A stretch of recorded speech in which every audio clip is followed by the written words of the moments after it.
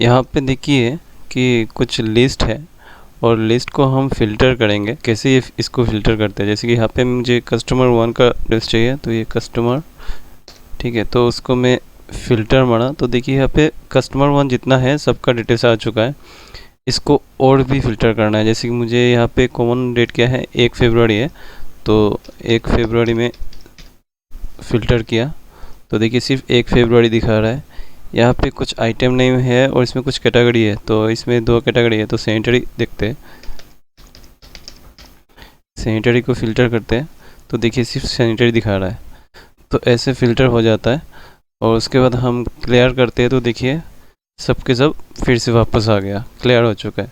हम लोग normally filter कैसे करते हैं, जैसे कि यहाँ पे हम पूरा रो को सिलेक्ट करके Ctrl+Shift+L क्लिक करते हैं या फिर डाटा में जाके फ़िल्टर क्लिक करते हैं।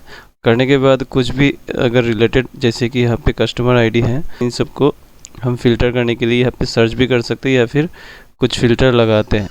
फिर अगर इसको भी लगाना है तो थोड़ा कॉम्प्लिकेटेड हो जाता है, तो उसके लिए हम क्या करेंगे, ये फ़िल्टर का बटन बनाएंगे जिससे हमारा काम इजी हो जाए।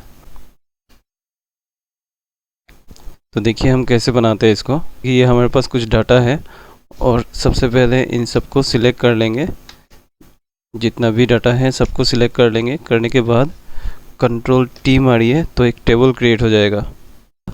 फिर माई टेबल है हेडर, हेडर रहना चाहिए, फिर ओके क्लिक कीजिए, ठीक है। तो अब पहले आप इसको पहले डिज़ाइन कर देते हैं। तो यहाँ पे देखिए टेबल का डिज़ाइन और भी दिया हुआ है, ये टेबल डिज़ाइन के अंदर में रहता है।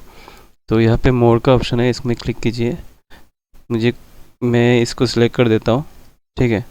फिर जो हेडिंग है इन सबको सिलेक्ट किया और साथ में और एक वैल्यू को भी सिलेक्ट कर लिया। करने के बाद Ctrl+C कॉपी किया, कॉपी करके यहाँ पे मैंने पेस्ट कर दिया, ठीक है। यहाँ पे पेस्ट कर दिया, पेस्ट करके इसको डिलीट मार दिया, ये वाले को डिलीट मार दिया, ये वाला रो। और थोड़ा डिज़ाइन कर देते हैं हमारा शीट को, जैसे कि मैं इसको ब्लैक सेलेक्ट कर लूँगा और नीचे वाले को कुछ डिफरेंट कलर देते हैं, ये कलर दे देते हैं। फिर इसका बॉर्डर भी दे देते हैं, ठीक है। और इन सब का फ़िल्टर हटा देते हैं। अब क्या करना है, एक बटन बनाएंगे, पहले दो बटन बनाएंगे, एक फ़िल्टर का और एक क्लियर का। तो ये टैब मैंने एक्चुअली आपके एक्सेल में अगर ना हो तो आप क्या करेंगे, कोई भी कहीं पे भी आप राइट क्लिक कीजिए और कस्टमाइज दी रिबन को क्लिक कीजिए।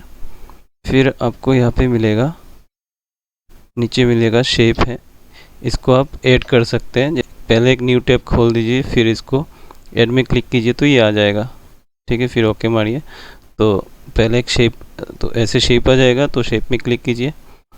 जैसे कि मुझे ये रेक्टेंगल वाला चाहिए तो अपने हिसाब से एक साइज़ बना दीजिए, ठीक है। बनाने के बाद आप इसको थोड़ा डिज़ाइन कर सकते हैं, जैसे कि मैंने ये लिया, इसका कुछ कलर रेड ले लेते हैं, नहीं ब्लू ले लेते हैं, ग्रीन ले लेते हैं। फिर आउटलाइन कुछ रहेगा, रहने दीजिए इसको। इफेक्ट में प्रीसेट में मैं इसको सिलेक्ट किया।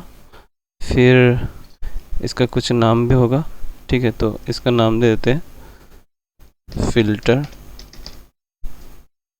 फिर होम में जाइए, ये अलाइनमेंट सिलेक्ट कीजिए, बोल्ड में रखिए, थोड़ा साइज़ को भी बढ़ा देते हैं,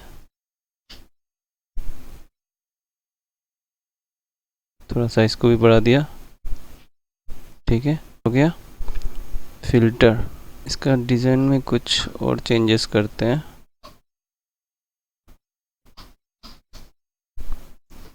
ये रखते हैं।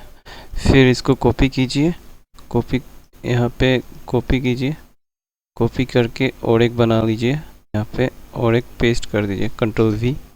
तो ये आप क्लियर के लिए इसको रखेंगे, दोनों को सही से बिठाइए। फिर इसका भी रीनेम कर दीजिए, जैसे क्लियर।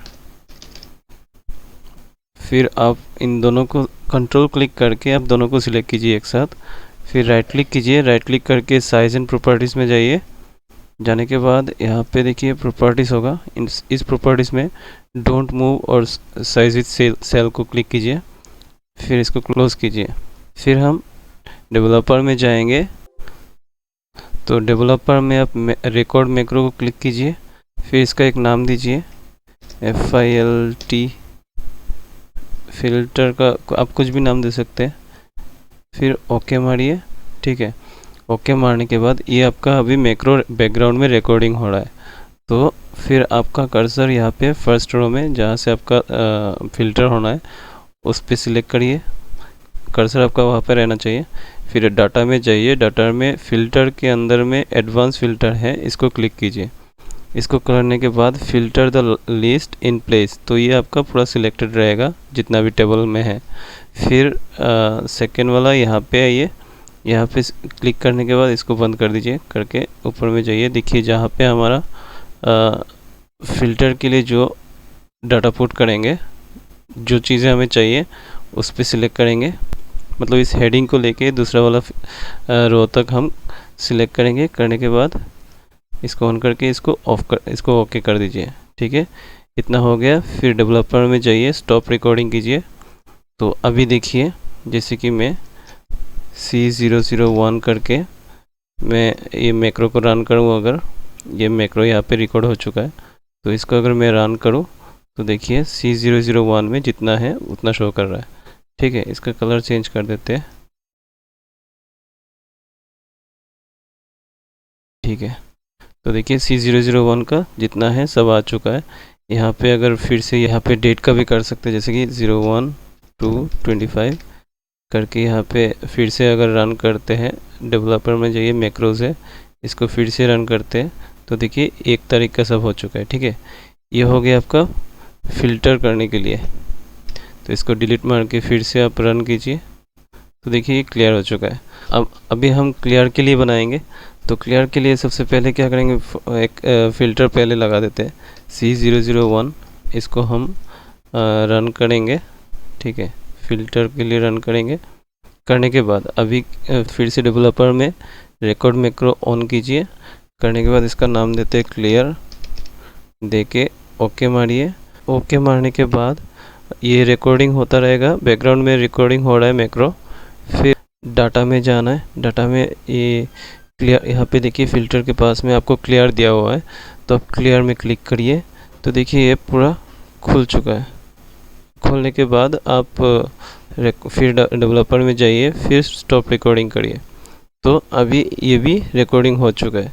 जैसे कि अब हम दिखाते हैं, पहले जो ये था हमारा फ़िल्टर के लिए, ये फ़िल्टर लग चुका है, और दूसरा वाला है क्लियर, जो हमारा पहले से जो फ़िल्टर लगा हुआ है उसको फ़िल्टर से क्लियर कर दिया।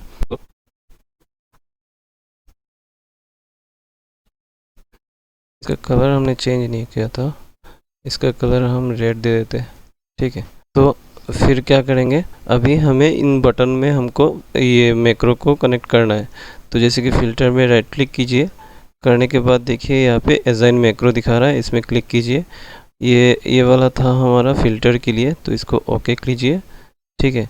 और दूसरा है आपका ये क्लियर को भी राइट क्लिक कीजिए और मैक्रो में क्लिक कीजिए और क्लियर को सिलेक्ट करके ओके कीजिए। तो ये लग चुका है, दोनों बटन में हमें क्लियर और फ़िल्टर का मैक्रो में जो रिकॉर्ड किए थे वो सब कनेक्टेड हो चुका है। तो जैसे कि मैंने यहाँ पे C001 ऑलरेडी है, तो इसको फ़िल्टर मारिए, देखिए आ गया। फिर इसमें जैसे कि मैं सैनिटरी मारता हूँ और फ़िल्टर करता हूँ, तो देखिए ये फ़िल्टर हो चुका है। और कुछ भी कर सकते हैं, अभी यहाँ पे जो भी डाटा दिया हुआ है आप सबको फ़िल्टर कर सकते हैं। और उसके बाद आप क्लियर करना चाहते हैं तो क्लियर में क्लिक कीजिए, तो देखिए क्लियर हो चुका है। तो ऐसे बनाते हैं एडवांस फ़िल्टर बटन। अगर आपको मेरा वीडियो अच्छा लगे और कुछ हेल्पफुल लगे तो वीडियो को लाइक एंड कमेंट कीजिएगा और चैनल को भी सब्सक्राइब कीजिएगा। Thank you.